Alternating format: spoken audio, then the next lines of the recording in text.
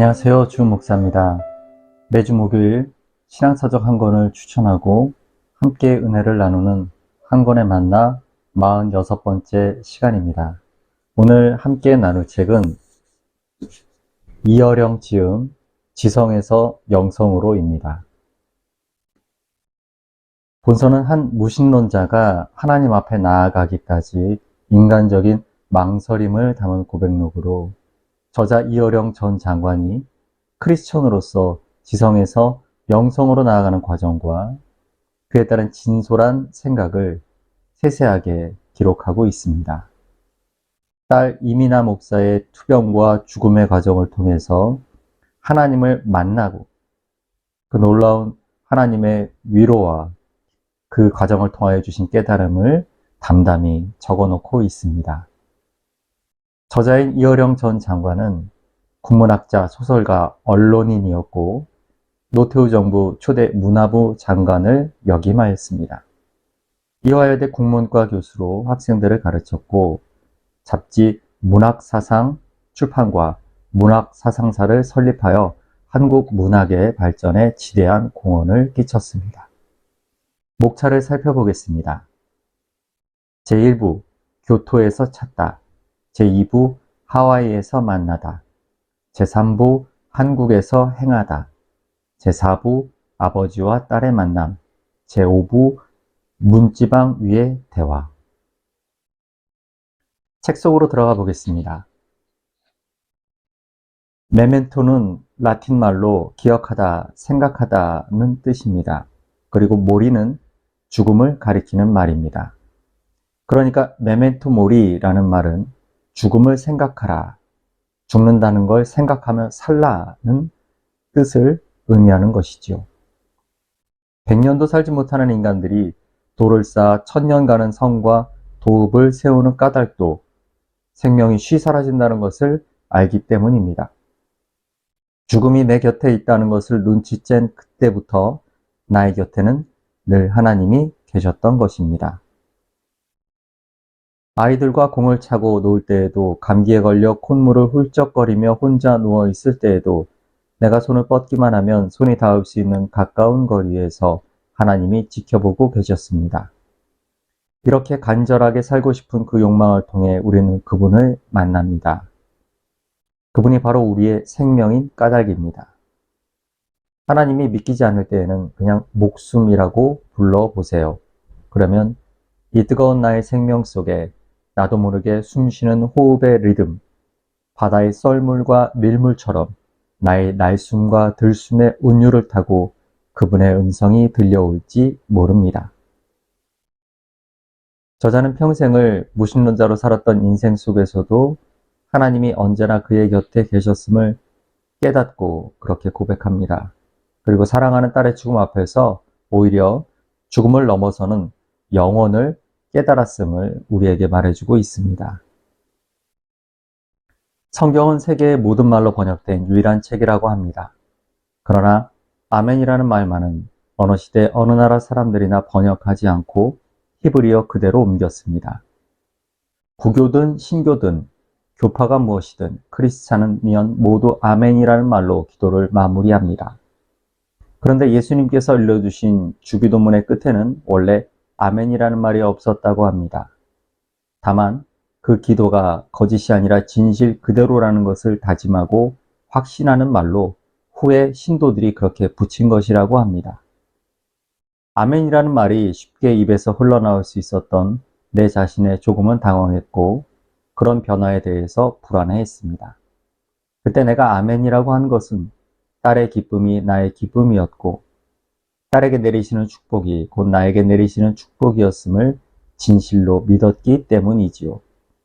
세계의 공통어인 아멘 그대로였던 것입니다. 하 목사님은 내가 딸에게 줄 수 없는 것을 준 것입니다. 아멘. 친아버지보다 더 강한 사랑을 주신 것이지요. 딸을 통해서, 하 목사님을 통해서 내 지성으로는 설명할 수 없는 저 높은 세상을 한순간이나마 흠씬 훔쳐볼 수 있었던 것이지요. 저자는 오늘의 교회 하용조 목사님과의 만남을 통해서 처음 신앙회로의 첫걸음을 디뎠을 때의 생생한 경험을 나눕니다. 하나님은 그분의 사람들을 통해서 그분의 경륜을 이루어 가고 계심을 다시 한번 깨닫게 됩니다. 예수님을 양치는 목자로 비유할 경우 양을 치는 목자는 양떼의 어디에 서 있습니까? 대개는 지팡이 짚고 양떼의 선두에서 걸어가면 뒤에서 양떼들이 졸졸졸 따라오지요. 목자는 리더, 양들은 팔로워입니다. 나를 따르라 하며 지팡이를 들어 갈 길을 지시하고 그 방향을 알려줍니다. 양들은 안심하고 지팡이가 가리키는 쪽을 향해 묵묵히 따르기만 하면 됩니다. 그런데 이런 방식으로 양을 이끄는 것은 하나님의 아들 예수님처럼 전능할 경우에만 해당됩니다. 보통의 경우 나를 따르라는 지도자는 독재자가 아니면 독선자로 전락하고 맙니다. 레오나르도 다빈치가 그린 예수님도 한가운데 눈에 띄는 자리에 앉아 계시지만 앙소르의 그림에는 사육제의 가면 행렬처럼 인간의 얼굴조차 분간하기 어려운 밀집한 군중의 어딘가에 숨어 있는 것입니다. 군중 속에 묻혀 있는 예수. 그래서 나 같은 사람에게는 눈에 띄지 않는 예수. 그러나 도마에게처럼 손을 내밀면 그가 예수라는 증거인 창자국을 만질 수 있는 예수. 진정한 지도자의 모습은 군중 속에 파묻혀 보이지 않지만 항상 바로 곁에 있는 분입니다. 예수님은 우리들 앞에서, 뒤에서, 그리고 나의 옆, 바로 무리 한가운데 묻혀 있으십니다. 저자는 벨기에 화가 제임스 앙소르의 그림 1889년 브뤼셀에 입성하는 그리스도를 예로 들어 예수 그리스도의 리더십을 해석하는데 깊게 공감하며 오늘의 교회 지도자들이 깊게 새겨들어야 할 내용이라고 생각합니다. 과학은 설명할 수 있는 것을 설명하며 예술은 설명할 수 없는 것을 설명합니다. 종교는 설명해서는 안 되는 것을 설명합니다. 종교적 현상은 체험할 수 있을 뿐입니다.